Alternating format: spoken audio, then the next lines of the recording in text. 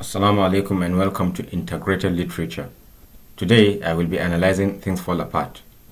Now, Things Fall Apart is a 1958 Nigerian novel published by the 2007 Man Booker Prize winner Chinua Achebe.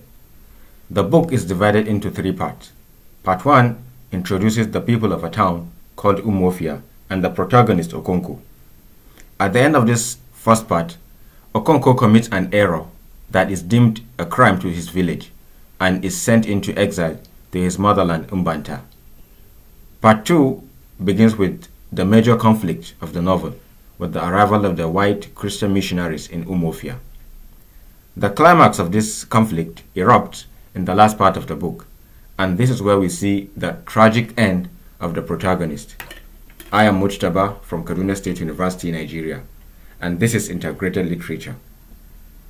Now, Achebe wanted to write a saga of three families, but decided against that because this would cover too much ground. However, Achebe still did that. Popularly known as the African Trilogy, Things Fall Apart is the first book, while No Longer at Ease, published in 1960, is the second book. The last book of this trilogy was published in 1964, which is Arrow of God. Things Fall Apart is set in a fictional town called Umuofia. Like Achebe's birthplace, Ogidi, Umuofia consists of 9 villages and is said to have been founded by the 9 sons of the father of the clan. The people of Umuofia practice and believe in witchcraft, which they call medicine.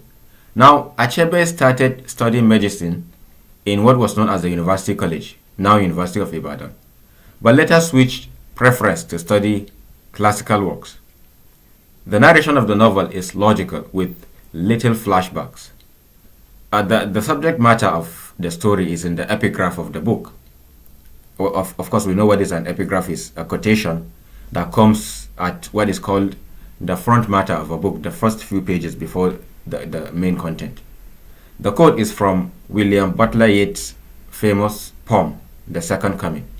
It says, "Turning and turning in the widening gyre, the falcon cannot hear the falconer. Things fall apart, the center cannot hold. Mere anarchy is loosed upon the world."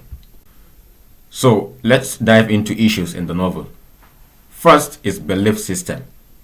Like some of the people in Achebe's birthplace Ogidi, who practice a religion called Ordinani, the Umuofians practice a pantheistic, traditional African religion. In Things Fall Apart, a snake is not called by its name in the night. Even the bravest amongst men don't do that. They rather refer to it as a string. This is for fear that the snake wouldn't hear. There is also a python in Umuofia called Our Father. This python is allowed to rove into any household and consume any animal. The people of Achebe's town, Ogidi, were known to be people who used to protect snakes. Achebe here places an inverted parallelism between Christianity and the traditional religion. While Christianity symbolizes the snake as Satan, the Umuofians see it as God, the Father. Now, part of the theme of belief system is the questioning of the traditional religion itself. This is mostly from the lower class and flat characters.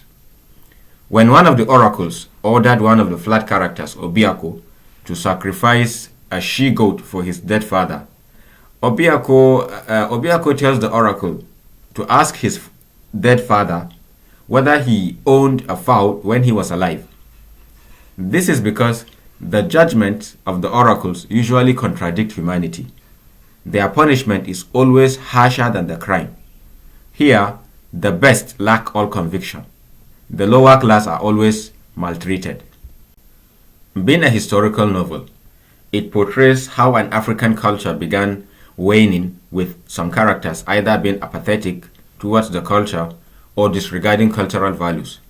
For instance, under Okonkwo's household, Ezima, one of his youngest daughters, refers to her mother by her name.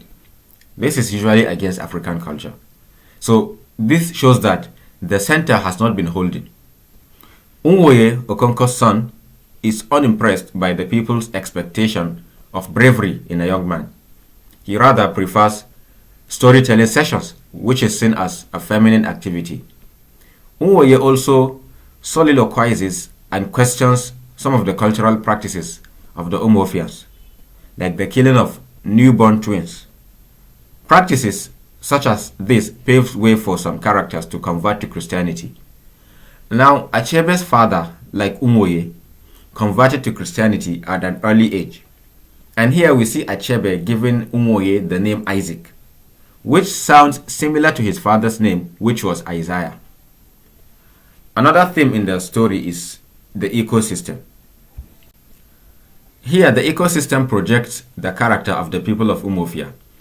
For instance, whenever the people are in a frenzy of celebration or lamentation, they cut down any tree they come across, they cut any animal they come across. Mere anarchy is loosed upon the world. The ecosystem also explains the philosophy of the people. For instance, when Okonko is sitting by a fire and lamenting his son's unmanly nature, the burning wood hisses while dying. Then it dawns on Okonko that even living fire begets cold, impotent ash. Okonko being the living fire, Unwoye being the cold, impotent ash. There's also this issue of gender in a patriarchal society. Chielo is the only priestess in the book. Now, she is a priestess simply because she is widowed. She is later portrayed to be the smartest amongst the women folk of Umuofia.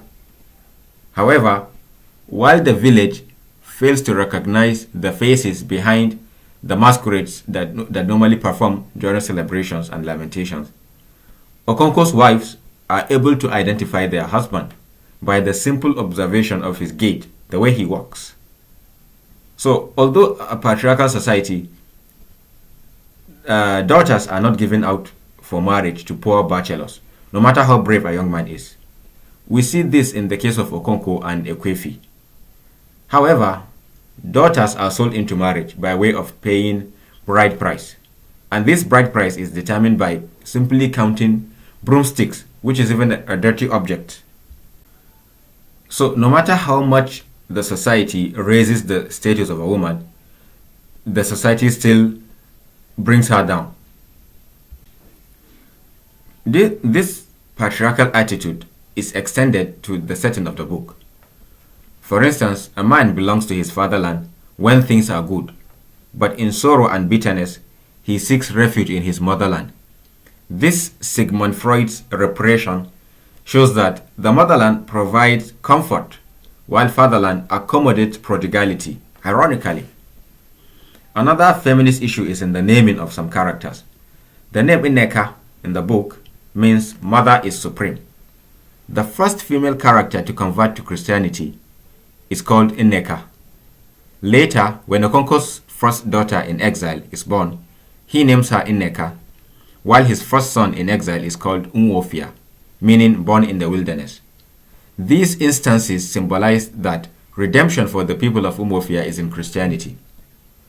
There are also contemporary interpretations of matters in the novel.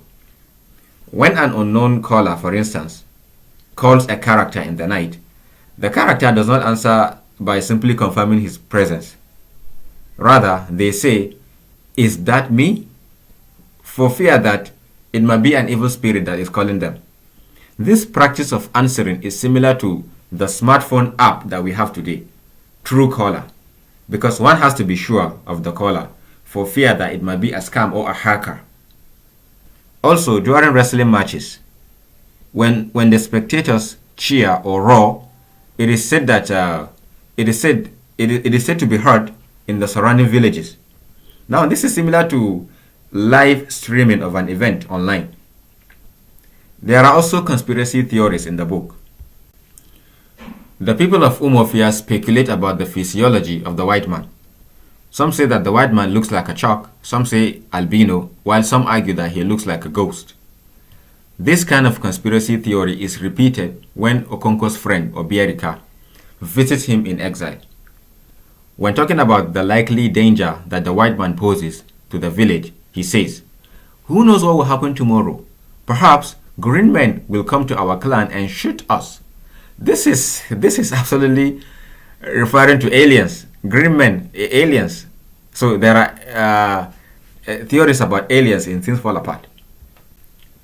Now let's look at the characterization of the protagonist. There is something there. Okonkwo is portrayed in a binary style. He is said to walk like he was on springs due to his muscular nature, right? Now this gives him a Herculean appearance. However, he is said to have bushy eyebrows and wide nose, which now gives him a monstrous appearance. Also, being a fearless warrior, Okonkwo is said to be remorseful, and this is his tragic flaw. Okonkwo tries to show bravery by killing a boy who has developed a strong attachment to him. Before he kills Ikemefuna, the boy is said to experience a cold shiver running through his back. Later, Okonkwo feels the same shiver runs through his back when he laments his act. Achebe also uses a foil character to project who Okonkwo is. Now, a foil character is a character whose character speaks more about another character. Oberika is a warrior like his friend, Okonkwo, but he doesn't bother himself with blind obedience to the culture like Okonkwo. So, now diving into the style of the book, we see a variety of devices and techniques employed by Achebe. One of these techniques is using the non-omniscient third-person narrator. The narrator attempts to read the minds of the characters, but seems unsure. For instance, when Okonkwo laments his act of killing Ikemefuna, the narrator tells us that perhaps Okonkwo was not cruel. However, Okonkwo later proves the narrator wrong by striking down a court messenger. Okonkwo ends up killing 3 people in this novel. The narrator also gives vague descriptions that even the narratee or the reader cannot guess what message is passed. For instance, during a wrestling match between 2 boys, the narrator says, one of them did something which no one could describe because it had been as quick as a flash, and the other boy was flat on his back. This is Achebe trying to depersonalize the story, trying to detach himself from the story. Of course, Achebe could have decided to describe to us the full action of the wrestling match, but he didn't because he wanted to depersonalize the story. He wanted to meet up with the requirement of what literature is, which is fiction, trying to differentiate between his biography, his life, or the influence of his life, and fiction. There is also an element of oral literature, especially repetition, during storytelling. Ezidu being the oldest man in Umuofia is repeated in chapters 4, 7, and 13. Okonkwo's previous status as a bachelor, which hindered him from marrying Ekwefi, is repeated in chapters 5 and 11. There is also an idiomatic expression which says something like, when you throw a grain of sand, it would hardly find a place to land. It implies a huge number of people crowding a place, that when you throw a grain of sand, it would only land on somebody's body. This expression characterizes Africans as people with a sense of wonder and exaggeration. This expression is used in chapters 12 and 24. Now, 12 is a double of is half of 24. 24 being the double of 12. So this projects this sense of exaggeration that the Africans have. The technique of motif is also used in the story. This is especially in relation to birds, either in proverbs or part of the action. For instance, one of the proverbs used by the people is said to be from a bird called Eneke, which says, "Since men have learned to shoot without missing, I have also learned to fly without perching." When Okonkwo laments about his sons not taking after him, he tells Obiarika that a chick that will grow into a cock is spotted the very day it hatches. He further says that when a mother cow is chewing grass, its babies look at its mouth. Now, these proverbs talk about growth and experience, which means decolonization, not making the same ancestral mistake by future Africans Among the birds, the kite is also used as a motif. The kite is a bird of prey, of course. When the people are burning a bush, we see kites taken into flight. Another proverb related to a bird mentions the kite. It says, "Let the kite perch and let the egret perch too. If one says no to the other, let his wing break." Now, these instances affirm as well as contradict some of the customs of the people in the book, because the punishment ordered by the custom is at times harsher than the crime. Yet, their proverbs talk about survival. There's also the use of simile, which is constant in the novel, as well as many African novels. I don't know why African writers love using simile. However, the comparison between humans and animals seems to stand out. For instance, when a Kwefi hears the name of Ezima mentioned by Chielo, Chielo is coming to take Ezima to the shrine. So when Ekwefi hears the name of Ezima mentioned by Chielo, she is said to jerk her head like an animal that sniffs its death. After Ezima is taken by Chielo, Ekwefi is said to stand gazing at the direction like a hen whose cheek has been taken by a kite. When Okonko is sent into exile, the narrator says this about Okonko, that he was cast out like a fish out of water, gasping for breath. This anthropomorphic and zoomorphic combination says more about the setting of the book, which was a time where technology is absent, rather affinity with animals. It also, by implication, gives the picture of the post-colonial exotic, a subhuman, the other below the self, the African likened to an animal. Local words used in the novel, there are local words in the novel. While some are translated or interpreted through context, some are mentioned and left without any hint of meaning. Most of the translated words show a sense of communality. Words like Ilo, meaning a village square where people gather for some function, Umunna, meaning kinsmen, Umuada, a gathering of family members, and Osu, a group of outcasts. Achebe translated these words in order to show a shared sense of humanity with the Western world, with the colonialist.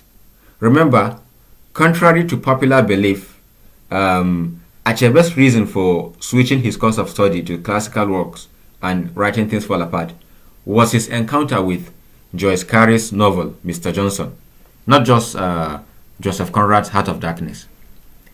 Things Fall Apart uses some elements of magical realism. For instance, when Ekwefi follows the trail of Chielo in the night, she sees a man climbing a palm tree with his head pointing downwards and his legs pointing to the sky. Chielo is said to enter a hole that is hardly big enough for a hen to pass, while carrying Ezima on her back. One of the masquerades is seen holding a basket full of water. Now, these incidents in the book reflect Achebe's shared belief system in African mysticism. So, finally, Things Fall Apart, through its setting and subject matter, is a historical novel, and through the philosophy of the narrator, it can be seen as a post-colonial work. It is also a novel of magical realism, from the activities of the priests and the oracles. Things Fall Apart can be analyzed from the perspective of feminism, with the treatment of women as we see in the novel. The lower class characters interact with other characters in a Marxist sense. Therefore, you can judge Things Fall Apart from the Marxist perspective, or you can call it a Marxist novel. It is also an autobiographical novel from its manipulation of some events in Achebe's life. Now here we may call Things Fall Apart an autobiographiction, because it manipulates the life of the author, the real life of the author, and fictional events. Things Fall Apart can also be read as an eco-critical work because of this affinity to nature and animal that we see in the book. So this brings us to the end of this episode. See you next time.